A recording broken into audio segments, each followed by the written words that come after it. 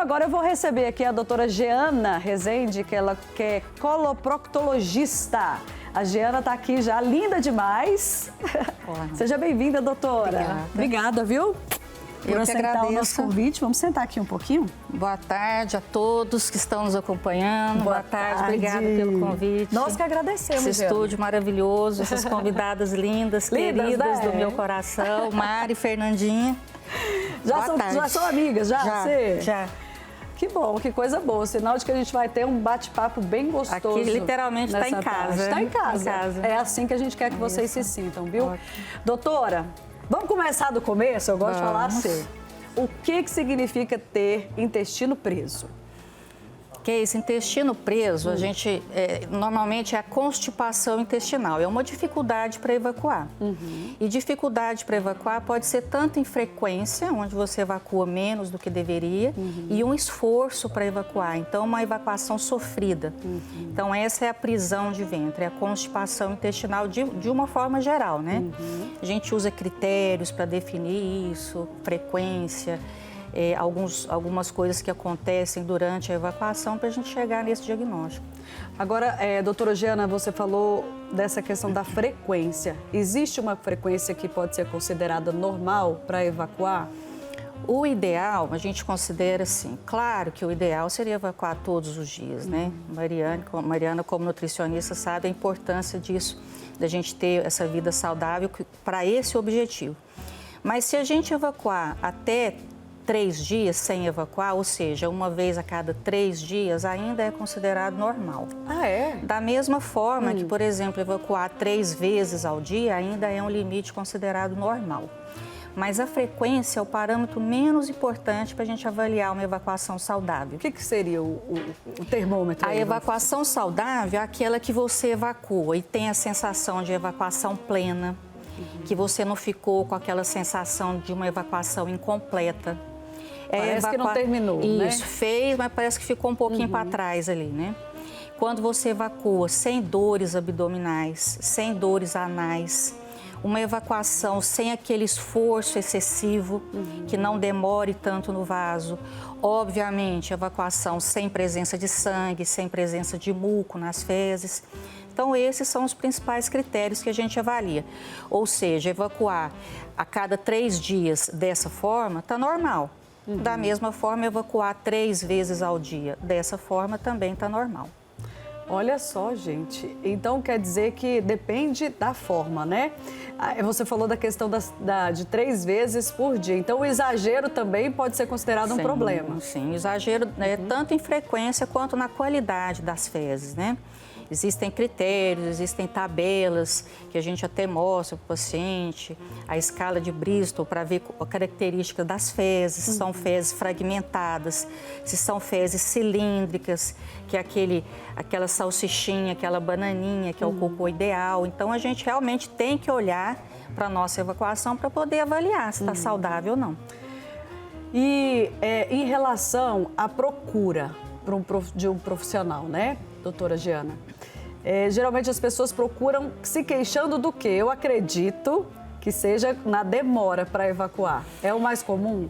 Na demora, sim, mas a demora causa sintomas muito desagradáveis, principalmente para as mulheres, que são as mais acometidas pela constipação intestinal.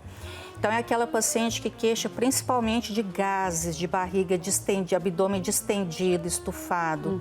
E isso gera dor no final do dia, ter que desabotoar a calça, muito desconforto, que é um acúmulo de gases causado por uma fermentação excessiva que está acontecendo ali dentro. Então, essa distensão abdominal, muitas vezes com dor e associado a essa frequência evacuatória irregular, é o que mais faz essa busca para a nossa especialidade. E, geralmente, quando eles procuram a senhora pergunta como que está a alimentação? É um dos primeiros fatores, assim, que pode prejudicar essa questão? É fundamental, né? Mais de 80% das constipações intestinais tem como causa principal um erro alimentar. Uma dieta baixa em fibra, baixa ingesta de líquidos, são pacientes sedentários. Então, esse cardápio alimentar é muito importante. Mas não só isso, né? O estilo de vida. Na anamnese do paciente constipado, que é isso, a gente tem que avaliar tudo. O sono, o humor, a parte sexual, a parte de disposição, do trabalho, todos esses fatores estão relacionados ao intestino, principalmente a imunidade. A imunidade também está relacionada a um intestino saudável. Que a gente imagina que o intestino saudável é aquele intestino que evacua todo dia. Não necessariamente. Tem fatores psicológicos também? Muito. O intestino saudável, ele está relacionado principalmente a evitar esses fatores emocionais. Ou seja, se você está estressado, vamos supor que a causa primária é o emocional. Está estressado, está ansioso, ou está fora de casa, passando por um momento difícil, isso vai refletir no funcionamento do intestino. Por vias hormonais, por vias neuronais, através da comunicação da microbiota intestinal. E normalmente as mulheres têm a tendência ao quê? A reter, a prender nesses momentos de estresse. E o contrário também, se você fica sem evacuar 3, 4 dias, isso também te causa tanto desconforto físico que age no seu emocional, te deixando nervoso, enfesada, né? Literalmente, né? Tá vendo? Você tá nervosa aí? Pode ser falta de evacuar, viu? É isso mesmo, tem tudo né? a ver. Regular aí o intestino, a alimentação. Então, a alimentação é importante, importantíssima. Fundamental. As fibras têm como função aumentar o bolo fecal, deixar o cocô mais encorpado, mais volumoso e também atrair água para esse bolo fecal. Então, eu já ia perguntar para a senhora, doutora, geralmente quando as pessoas te procuram, a senhora pergunta assim, quantos litros de água você está tomando por dia? Sim, é uma das perguntas básico, essenciais. Uma das perguntas. E existe até uma regra para isso, né? Porque, se eu tomar 1,5 litro de água por dia, tá bom? 2 litros? Depende do seu peso. Então, uma regrinha muito fácil é você pegar seu peso e multiplicar por 35. Aí você vai saber o ideal de líquido para você ingerir. Pega seu peso, divide, multiplica por 35. Aí você vai ter uma média da quantidade de líquido ideal para você ingerir ao longo do dia de acordo com o seu peso. Ixi, eu acho que eu não tô então chegando não adianta, metade não adianta você ser vegetariano, a gente fala muito, eu e a Mari, você comer super bem fibra, muita fibra inclusive, e não tomar água, você vai ter o efeito contrário. Você vai constipar. Você vai ter um bolo fecal ressecado, volumoso, consequentemente aumentar a fermentação do seu abdômen, te causando distensão, dor. Então você vai ter o efeito contrário. E a água é boa para tudo, né, doutora? Para a pele, para o cabelo, todos os metabolismos do corpo, todas as células precisam de água para funcionar, para ter produção de enzima, para absorver os alimentos, produção de hormônio, tudo é água. Agora deixa eu perguntar para vocês que é uma coisa que eu faço e que para mim eu acho que dá resultado. Não sei se tem alguma questão científica que comprove. Beber água em jejum. Eu acordo e bebo água e eu sinto que dá um efeito. Quando a gente acorda, a gente está com muito ácido no estômago. Ainda tem essa questão da acidez, que acumula ao longo da noite. Então, você tomar 500 ml, 600 ml de água em jejum, além de você estar limpando essa acidez, mandando para baixo, ao distender o estômago, dá o que a gente chama de reflexo gastrocólico. A distensão do estômago manda um reflexo para o reto, para o intestino grosso, para evacuar.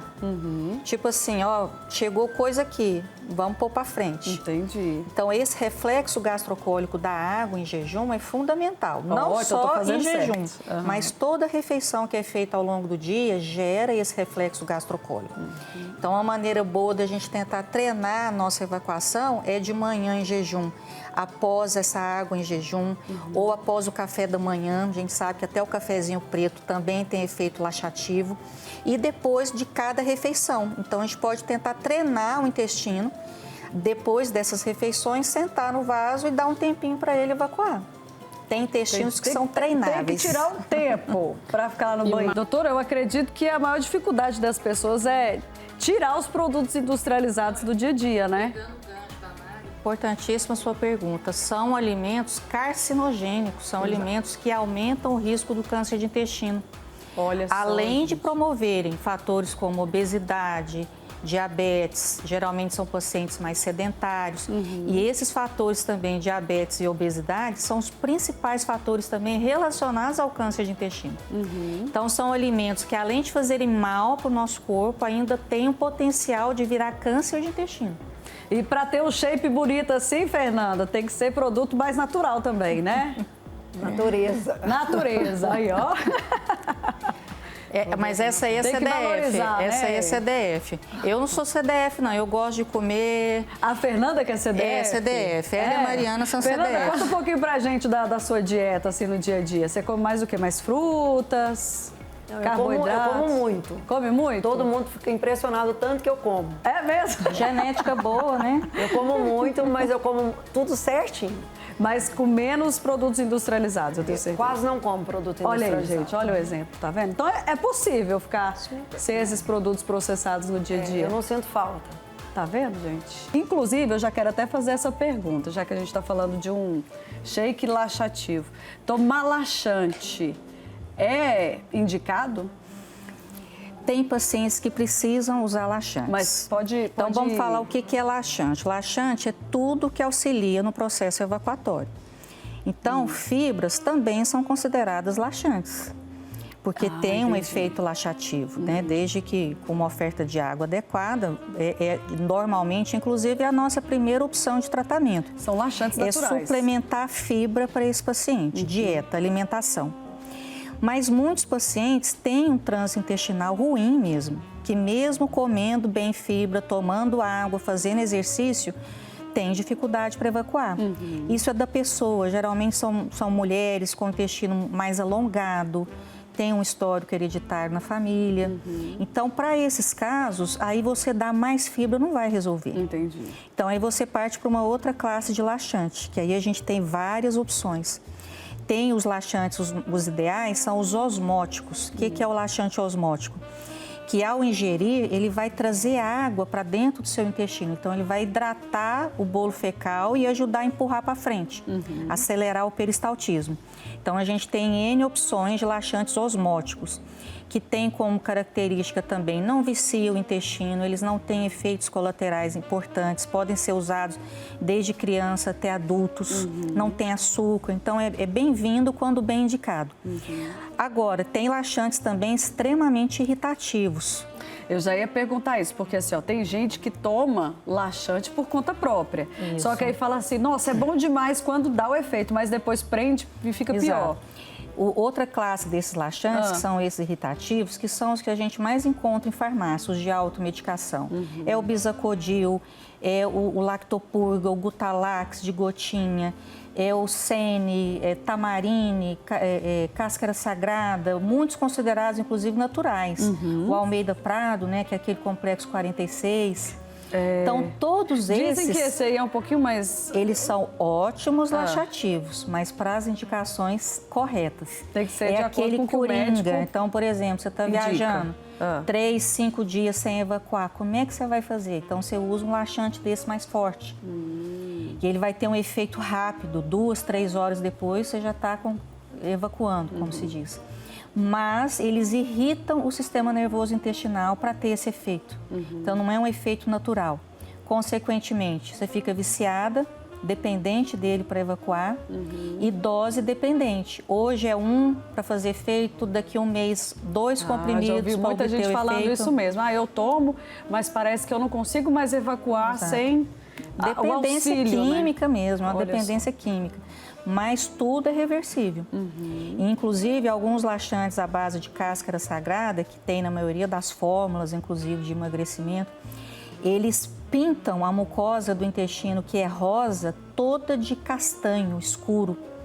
Então, você faz colonoscopia nesses pacientes, ao invés de encontrar o intestino grosso rosa, ele é marrom. Parece um couro de crocodilo, de cobra, por essa pigmentação que a cáscara sagrada causa. E aí, como se diz, já entregou que o paciente está usando esse tipo de laxante. Mas é reversível. Nem falou para a doutora nem vai lá falou, e a vê. gente descobre por dentro. Não adianta esconder não, viu? Mas depois a gente tratando esse intestino, ele volta à coloração normal. E fora o risco de câncer de intestino que esses laxantes irritativos causam. Ainda tem isso também. Mesmo. Então, gente, vai tomar laxante só depois que o médico indicar. O seu caso, né, e tem casos que precisam realmente, os idosos, né, pacientes em menopausa que não podem fazer reposição hormonal. Não é que não pode, mas é porque tem que ter um acompanhamento de um profissional aí. Hoje, a maioria das pessoas estão vivendo mais, né? Estão passando dos 80, 90 anos de idade. Consequentemente, é uma pressão alta, é um diabetes, são muitas comorbidades que vão surgindo. Muitos remédios que vão sendo usados para isso. E esses remédios, na sua grande maioria também, que eles prendem o intestino. Então, é um remédio para tireoide, é um remédio para pressão alta, é um paciente que tem insônia, tem que tomar um remédio para dormir, um remédio para depressão, para ansiedade, todos prendem o intestino. Olha então, é onde a gente tem que avaliar o paciente como um todo e indicar o tratamento correto para ele. E aí entra nutricionista também para estar ajudando, né? É parceiro toda hora. Inclusive, parceiro toda hora dela, aqui tem um parceiro seu aqui. Ixi. Que eu vou ter que falar, ó, porque foi bonitinho demais, gente. Dr. Frederico Oliveira. Ó, meu esposo. É, né? Ainda bem que é. Sou cardiologista e gostaria de perguntar para a nutricionista se ela gostaria de se casar comigo de novo. Meu Deus do céu. Sim ou não? Sim. Aí, ó. Cadê o meu? Não vai mandar mensagem para mim, não? Tá bem? Já avisa, fala pra ele avisar. Viu? Ó, um abraço, doutor Frederico. Ela aceitou, viu? E a gente quer ser convidado para o casamento, para o segundo casamento de vocês. Agora, Fernanda, você falou que todos os exercícios são importantes para essa questão do funcionamento do intestino. Como eu falei lá da água, né? Que eu bebo, todos os dias eu bebo água em jejum e que dá certo. Funciona. Um exercício que eu vejo que me dá muito resultado em relação ao intestino preso é correr. Na esteira. Isso é verdade? Assim, essa parte de correr é importante? Esse exercício aeróbico é um exercício que auxilia muito. Tanto a corrida, a caminhada, até a caminhada, que é mais tranquila. É igual eu falei, a natação, a yoga. O exercício físico, em geral, ele já vai... Movimentar, né? Acordar ali você está o movimentando o intestino. intestino ali. Ele vai acordar o intestino para funcionar. Doutora... Esses exercícios que a Fernanda falou são interessantes porque você comentou justamente da esteira. O movimento da perna mexe numa musculatura profunda, que é o músculo psoas, que encosta no intestino. Então, cada movimento de perna que você faz, você está comprimindo psoas, que estimula, cutuca o intestino e fala, ó, vamos trabalhar. Então, tem essa questão mecânica do funcionamento da atividade física. Tem a questão dos hormônios que são produzidos na atividade física. Aumenta a nossa testosterona, a nossa dopamina, a nossa endorfina. Todos esses hormônios também ajudam no peristaltismo, ajudam a evacuar. Fora o benefício que faz para a nossa microbiota intestinal, tornando o intestino saudável, o que vai ajudar em todos os órgãos do nosso corpo. E a massagem? Tem gente que faz aquela massagenzinha assim em sentido horário e tal. Faz efeito? Faz pelo mesmo raciocínio que eu falei, que ela falou. Isso, é o tato, né? A compressão tátil do intestino, seguindo o sentido do peristaltismo, auxilia. Da mesma forma, muitas técnicas respiratórias, respiração profunda, o próprio pilates, exercícios de fortalecimento do core, que é a musculatura do abdômen, da região lombar. A Fernanda falou muito também de reforçar a musculatura perineal. Tudo isso é importante para evacuar. A mulher, então, nem se fala, né? Porque a mulher vem de partos, na grande maioria das vezes. As gestações já deixam a mulher com uma frouxidão muscular maior. Partos vaginais, que deixam o períneo da mulher também mais frouxo, tanto músculo quanto inervação. Então, a atividade física vem beneficiar em todos esses sentidos. E fora a questão de menopausa, nossos hormônios vão decaindo, consequentemente, musculatura, inervação, tudo também vai enfraquecendo. Olha só, a mulher gente, tem que se cuidar mesmo. Quanto antes, melhor. O que a senhora tem a dizer sobre os probióticos? São excelentes coadjuvantes para o tratamento para a saúde intestinal. E o que são os probióticos, para as pessoas entenderem? Probióticos, sim, são bactérias, né, que a gente vai estar ingerindo, lógico, tem todo um processo, né, de preparação, mas que vão fazer parte da nossa microbiota intestinal, deixando o intestino mais saudável. Nós temos trilhões de micro-organismos no nosso intestino, bactérias, fungos, vírus, protozoários, tudo isso vivendo em harmonia. Então, a gente tem micro-organismos bons e ruins. E existe uma harmonia e um equilíbrio entre eles.